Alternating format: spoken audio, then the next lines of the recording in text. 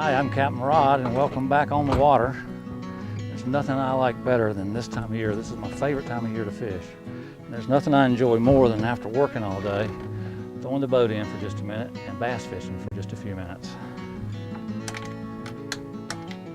And there's nothing that hurts your feelings more than going to all that trouble and then turning that key and nothing happens. My good friend Craig down at Cooper's Marine is going to show you how you can be assured that you're never going to be that guy. Take a look. Rod, you're right. One of the worst things is getting to the water, and of course your motor don't spin over, your battery's dead.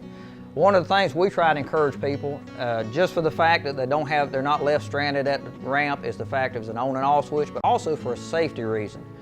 When you can completely turn the switch off, and the motor then and the battery is completely isolated, say if there's a short or fire, that's better than pulling the cables off, because now you completely turned everything off.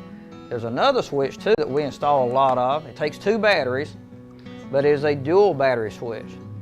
You had the convenience of the on and off, the safety feature there, but also you now have added another battery, so in case one is dead or you left the lights on, you didn't turn the switch off, say that was battery one, let's flip over to battery two, and now we've got a fresh hot battery.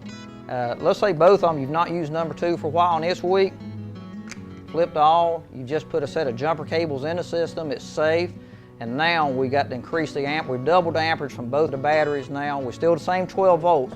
We now have, should be enough to get our boat going then.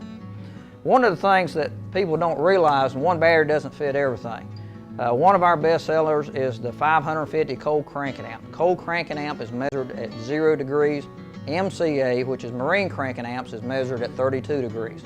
550 cold cranking amps will usually handle anything in the carbureted engine, your inboard, outboards. Now there be some isolated instances that are different. That will handle about anything in the marine industry. Except now, let's get to our specialized engines.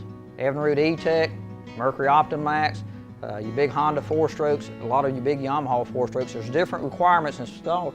All of these batteries require a minimum of 800 cold cranking amps, which is the hottest battery that I can get in this size. This is actually 875 cold cranking amps, and it's up to 1,000 marine cranking amps. This battery here meets all the requirements of your Mercury Optimax, Evinrude E-Techs.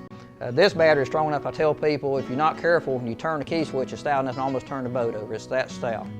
And one of the things people don't realize, this is one of the few things in the world when it comes to amperage, size does matter. And here at Cooper's Marine, we know what size battery it takes for your application. If you do have special needs, we can meet those also. Thanks, Craig, and you're right. My Optimax manufacturer's rep told me there's nothing I can do to hurt my motor more than to try to crank it with an underpowered battery. So pay attention to your manufacturer's specs. And by the way, I got the switch. So I'm going fishing. And by the way, I had an old buddy who retired from Triton this week. I want to thank Neil Hart and Triton for all they've done for me over the years.